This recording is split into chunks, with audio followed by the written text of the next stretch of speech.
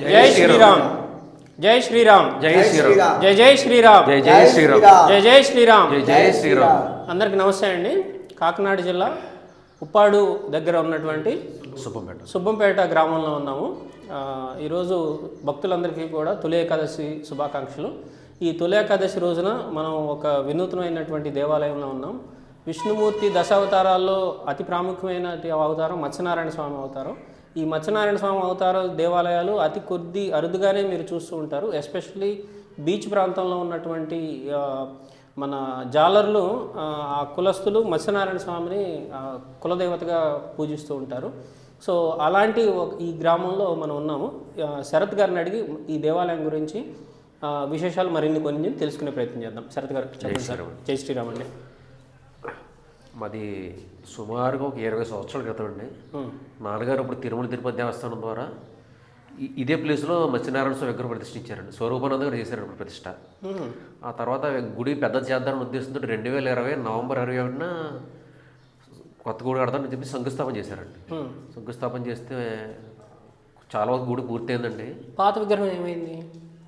పాత గుడి తీసేసి ఇప్పుడు కొత్త గుడి కన్స్ట్రక్షన్. విగ్రహం ఏమైంది? పైన ఉంది సార్. పైన టెంపుల్ పైన పెట్టుకున్నారు. ఈ లోపల గుడి కన్స్ట్రక్షన్ చాలా వరకు పూర్తయిందండి. ఈ లోపల కోవిడ్ ఎఫెక్ట్ వల్ల నాన్నగారు కాలం చేయడంతో గుడి ఆగిపోయిందండి. గుడి ఆగిపోయిందండి. సుమారు ఒక 2 సంవత్సరాల వరకు చాలా ఇబ్బందులు పడ్డాడు. గుడి ఆగిపోయి అడుగు ముందు పడేది కాదు.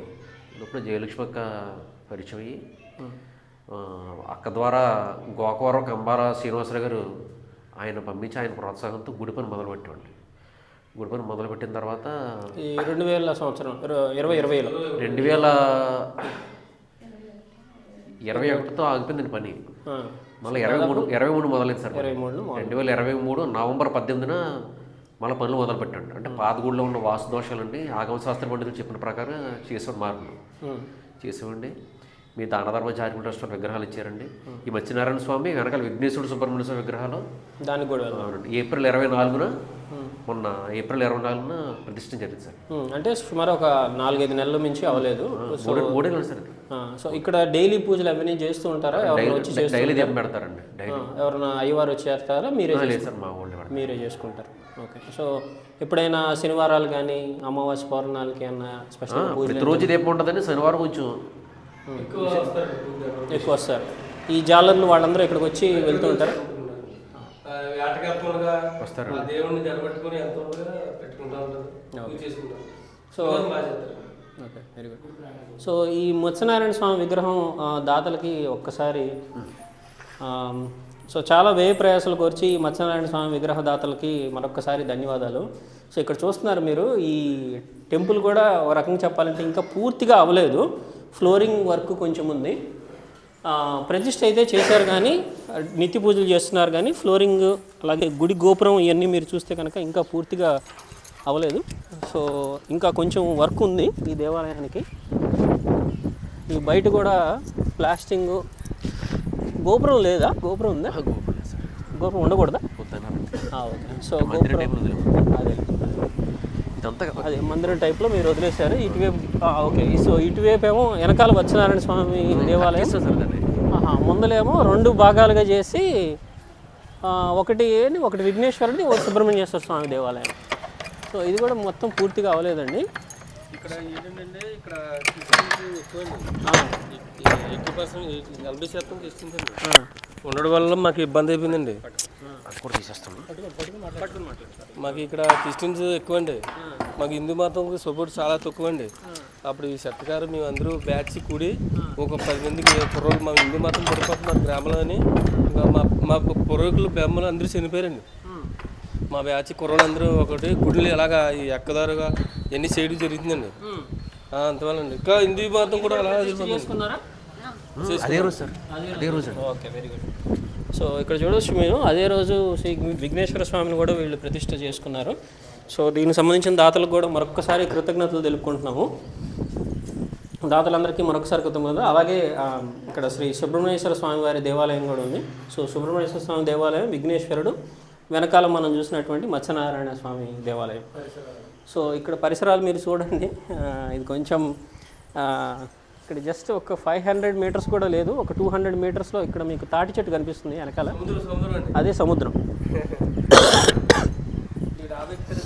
సో ఇంకా అది పూర్తిగా అవ్వలేదు. ఇక్కడ మెట్లు, సీలింగ్ అంతా ఇంకా చేయాల్సి ఉంది. సో ఇక్కడ ఎన్ని కుటుంబాలు ఉంటాయి మామూలుగా మత్స్యుల కుటుంబాలు? మత్స్యకారి కుటుంబాలు మొత్తం ఇక్కడ ఈ గ్రామానికి వచ్చి ఒక 5 గ్రామాలు ఉంటాయి. 500 కుటుంబాలు ఉంటాయి. పర్లేదు. ఈ 500 ఎంతమంది ఉంటారు హిందువులు? హిందువులు వచ్చి ఒక 200 ఉంటారండి. 800 మంది కూడా క్రిస్టియన్స్ ఉంటారు. సో అంటే 500 సపోర్ట్ ఎక్కువైపోయిందండి. ఈ గ్రామాల్లో ఈ విగ్రహాలు పెట్టిన తర్వాత, ఈ గుళ్ళు పెట్టిన తర్వాత కొద్దిగా అలాగా వస్తున్నారండి. సో ఇక్కడ మాకు ఆ సపోర్ట్ కావాలండి. దానధర్మ చారిటబుల్ ట్రస్ట్ నుంచి మనం చేస్తున్నటువంటి పనులకి మనం తెలుసుకోవాల్సింది ఏంటంటే, మనం దేవాలయాలు కడుతున్నామని అనే కాకుండా ఇక్కడ ఉన్నటువంటి 500 కుటుంబాల్లో సుమారుగా 200 కుటుంబాలు మాత్రమే హిందువులుగా ఉన్నారు. సో మిగతా వాళ్ళందరూ హిందూ ధర్మం నుంచి బయటికి వెళ్ళిపోయారు. కాబట్టి ఇలాంటి చిన్న దేవాలయాలు చేయటం వల్ల ఒక అడ్వాంటేజ్ ఏంటంటే, ఎక్కువ మంది మళ్ళీ మన సనాతన ధర్మంలోకి తిరిగి వచ్చే అవకాశం ఉంది. వాళ్ళు కూడా మన ధర్మాన్ని పాటిస్తారు. సో ఇలాంటి చిన్న చిన్న దేవాలయాలు, గ్రామ దేవతల దేవాలయాలు చేయటం వల్ల మన సనాతన ధర్మాన్ని, సంస్కృతిని, మనకున్నటువంటి జీవన విధానాన్ని ఇంకొంచెం మెరుగ్గా డెప్త్గా తీసుకెళ్లే అవకాశం దొరుకుతుంది. సో ఇలాంటి దేవాలయాలకు శరత్ గారు, అలాగే మిగతా వాళ్ళు టీం అందరూ కలిసి, లక్ష్మి గారు, వీళ్ళందరూ కలిసి చేస్తున్న కృషి నిజంగా చెప్పాలంటే చాలా అభినందనీయం.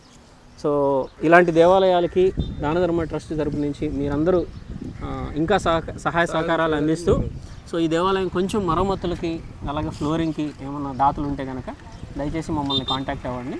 సో గ్రామ దేవతల దేవాలయాలు కాపాడుకునే ఈ ప్రయత్నంలో మీరందరూ కూడా పాల్పంచుకుంటారని మరొకసారి విగ్రహాలు ఇచ్చిన దాతలకి నమస్కారాలు తెలియజేసుకుంటాం. అందరికీ జై శ్రీరామ్. జై శ్రీరామ్. జై జై శ్రీరామ్.